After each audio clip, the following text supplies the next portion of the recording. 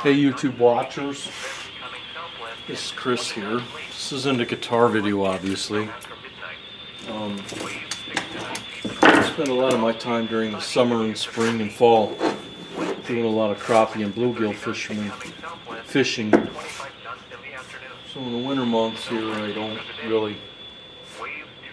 don't do ice fishing anymore. So I have decided to take up making custom-made artisan bobbers. I bought this cheap-ass Shop Fox lathe off of Amazon. It's made in China, obviously. It's along the lines of Harbor Freight style tools, but it does the job. And the one thing that I noticed that's most important about the lathe is the centers are true. I mean, it's pretty damn close, which is nice. So I'm out here in my garage, and I don't know, it's probably about 25 degrees outside, and I'd like to show you a little bit around here. I got that was interesting.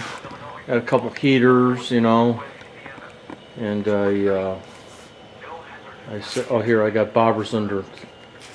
I got bobbers finished that are being dried. I got a little heater under here, and they've been dipped in polyurethane, and I've turned them, and then they're sanded, and then they're painted with acrylic paint, water-based paint. Alright, so I'm going to show you over here. Bobbers are made out of balsa, and I buy the balsa from a company called Midwest Products. And I got to turn off a couple of these heaters, otherwise I'll trip my breaker in the garage. I'll start making a bobber here.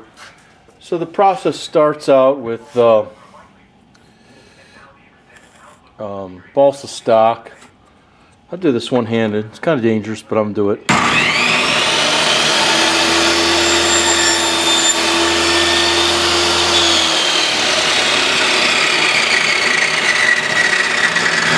There's my blank. I'm going to touch it while the blade's spinning. Gotta wait. Alright, here's my blank. And let's put the camera back up here. It's kind of loose. Why are we loose here? Okay. So, I got this blank now, and ultimately what I'll do is I'll take my calipers,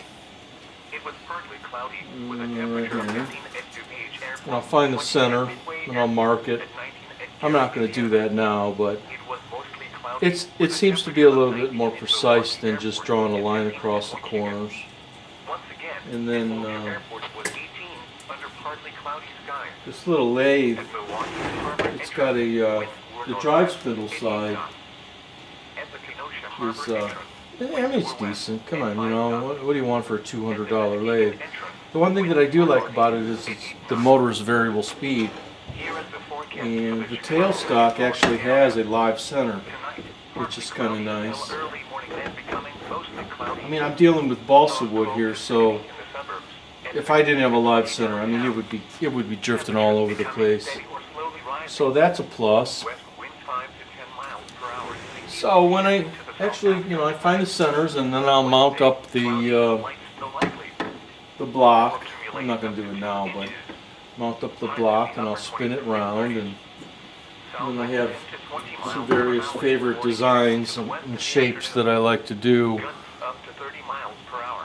and copied from various fill bobbers. Fill bobbers make pretty popular. And then I'll maybe show you a few of the ones that I have made. They're under the cooler here, drying. These bobbers have already been turned and colored inside. inside the house. I don't know if you can see that. And then they've been dipped in a fast-drying polyurethane about 4 or 5 times with a little bit of sanding in between each one. So I bought some fluorescent acrylic paint, and then I dip them in the paint. And then I let it dry, and then I can do different layers, like if I wanted to tip with different colors. You can see here, there's this bobber. It's got a high stick float. It's got various colors on top. And then the stains I've been buying, been buying like a Minwax gel stain, which works really nice. I really enjoy it. The black stain is really great. Produces really slick gloss finish when you stain it and then sand it and then dip it 4 or 5 times in the poly. Oh, I forgot that when I turn my saw on, I end up tripping the breaker in the garage. So I gotta turn these heaters back on. I'm gonna keep this ice cooler over and keep some of the dust and trap some of the heated air underneath. Here's what I just finished. So let's see where you can see that. The middle section here was turned on the lathe, and then when it's done, I end up cutting it off. You can see I sometimes find a shape I like. Otherwise, I just kind of guess and go for it. And then the stick parts are like quarter inch hardwood dowels. Menards has a lot of these, or you can find them at the hobby store. Once at the hobby store, I found these, and they're made out of different material. So it's a darker wood, which is really kind of cool, because when you stain this with like the chestnut color or the black, or I got a Sedona red, it really has a nice color other than the plain wood. So those work kind of nice. Or you can use the actual. You can actually use bamboo skewers. You get a Target or whatever in the cooking section, the food section. They work too. They don't tend to absorb the stain as good as the hardwood dowels do, but I have made them out of those. A lot of people make them out of those. So that's pretty cool. And Gorilla Glue. I like that Gorilla Glue to glue the sticks in. To glue the sticks into the balsa body. So then at this point, this body has just been turned and finished and sanded on and cut off the lathe.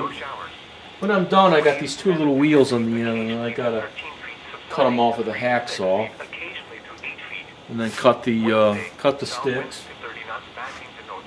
The floats themselves.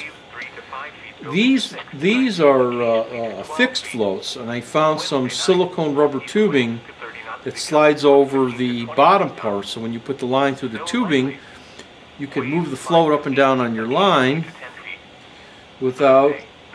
There's enough friction in between the tubing and the polyed shaft that it doesn't slip, which is kind of cool. And I also found some O-rings. I put an O-ring on the top to hold the line on the top. So when you give it like a little jerking action, I fish with little jigs. So then as it pulls it through the water, as you jig it through the water, it kind of gives a rocking action, which is pretty nice. It entices the fish.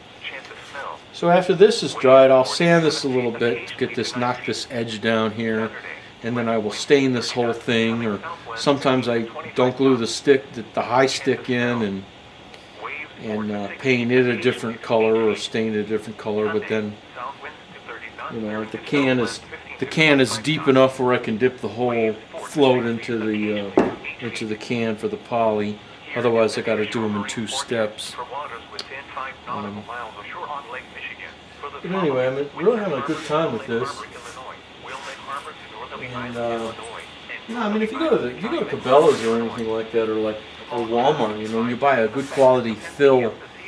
Like here's a fill bobber that I cut open to see what their construction was, and they are using balsa. And I mean, if you were to go buy a premium fill bobber, they'd be around $4 or $5 a piece. And it ain't about money. It's about having something to do in the garage during the winter, instead of being out on the water catching fish. I used to ice fish, but there ain't no hard water around here yet. So I enjoy making the bobbers. And so that's what I'm doing. Ain't been playing guitar really at all no more. Kind of put that down. I don't think I've touched it in over a year. And too much other stuff going on. Well, anyway, that's what I've been up to. My little cold weather Northwest Indiana shop right now. All right, see you guys later.